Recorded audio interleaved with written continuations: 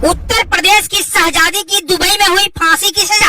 आखिरी बार माँ बाप के पास आया फोन। शहजादी के गुनहगार उज्जैर को क्या सीएम योगी देंगे सजा? बांदा से निकलकर दुबई तक कैसे पहुंची शहजादी? हेलो अब्बू, मैं आपकी शहजादी बोल रही हूँ। मेरा वक्त हो गया है, ये मेरी आखिरी कॉल है, अपना ख्याल रखना। इसके बाद फोन कट जाता है। तो क्या यूपी की शहजादी को फांसी दे दी गई? 15 फरवरी को 2 बजे फांसी का समय मुकर्रर किया गया था। फांसी के तय वक्त से पहले शहजादी ने घर पर बात की। दुबई की जेल से शहजादी का फोन यूपी के बांदा उसके घर पर पहुंचा। दुबई की जिस जेल में शहजादी बंद है, वहां कुछ अधिकारी पहुंचे थे और उन्होंने कहा कि आखिरी बार अपने घर वालों से या फिर अपने परिवार से बात कर लो। लेकिन इन सब सवालों के बीच क्या आप जानते हैं कि उत्तर प्रदेश के बांदा की रहने वाली शहजादी दुबई पहुंची कैसे और फांसी क्यों दी जा रही है? भारत सरकार शहजादी को क्यों नहीं बचा पा रही है? सारे सवालों के जवाब आपको बताएंगे इस रिपोर्ट में। लेकिन इससे पहले आप शहजादी के इस मसले पर अपनी राय हमें कमेंट बॉक्स में जरूर दीजिएगा। शहजादी उत्तर प्रदेश के बांदा जिले के मटौर थाना क्षेत्र के गोयरा मुगली की रहने वाली है। बचपन में ही वो एक हादसे का शिकार हो गई। किचन में बुरी तरह से आग में झुलस गई। चेहरा जलने की वजह से वो ज्यादा परेशान रहती थी। परिवार वाले भी शादी को लेकर बहुत परेशान रहते थे। 2020 में सोशल मीडिया के जरिए शहजादी की पहचान फेसबुक के जरिए आगरा के उज्जैर से हुई। उज्जैर शहजादी से कहा कि वो उसका इलाज करवा देगा और 2021 में इलाज कराने के लिए शहजादी को आगरा बुलाया। आगरा पहुंचने पर शहजादी को लग्जरी वाइफ की सभी सुविधाएं देने का लालच दिया। इसके बाद उज्जैर शहजादी को अब्बू धाबी अपने रिश्तेदारों के यहाँ भेज दिया और एक कहा कि वहाँ तुम्हारा बेहतर इलाज होगा।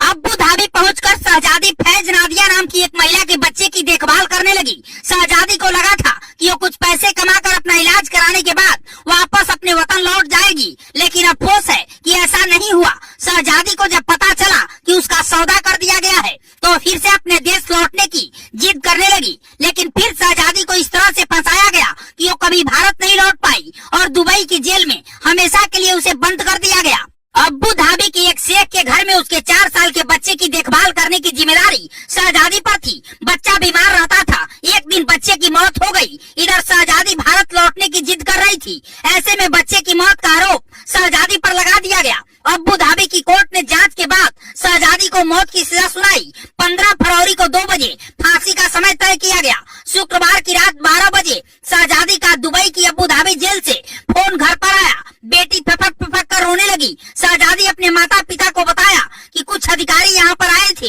और बोले कि अब तुम्हारा वक्त पूरा हो गया, तुम अपने घर या फिर परिवार वालों से आखिरी बार फोन पर बात कर सकती हो। इसके बाद तुम्हें आम बैरक से दूसरी बैरक में ले जाया जाएगा और सुबह फांसी दी जाएगी। अब सवाल ये है कि क्या शहजादी जिंदा है या फिर नहीं।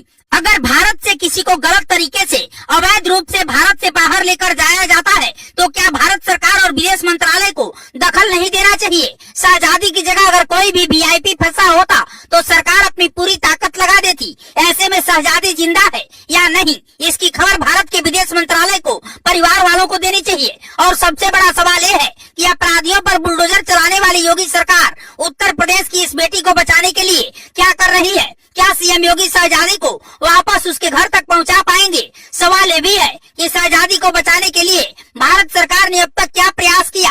क्या कोई कोशिश हुई? और अगर वो निर्दोष थी तो शहजादी को बचाने की क्या कोशिश की गई? खबर ये भी है कि अभी शहजादी जिंदा है और उसे 22 फरवरी को फांसी दी जाएगी। शहजादी के माता पिता का कहना है कि अगर योगी सरकार आगरा के आरोपी उज्जैर को, जिसने शहजादी को दुबई तक पहुँचाया, उसे पकड़ा जाता है तो उससे पूछताछ की जाए तो असलियत सामने आ जाएगी। इसके साथ ही बेटी भी बच सकती है। शहजादी के माता पिता ने उत्तर प्रदेश सरकार, प्रशासन और राष्ट्रपति मुर्मू से अपनी बेटी को बचाने की गुहार लगाई है, लेकिन अभी तक कोई मदद नहीं मिली है। शहजादी के लिए पूरे देश में मांग उठ रही है और हर कोई यही कह रहा है कि योगी और मोदी को कुछ करना चाहिए, इस देश की बेटी को बचाना चाहिए। वैसे आपकी क्या राय है? हमें कमेंट करके जरूर बताइएगा। और आप भी चाहते हैं कि शहजादी की फांसी रुके और सही सलामत वतन वापसी हो तो खबर को शेयर जरूर कीजिएगा।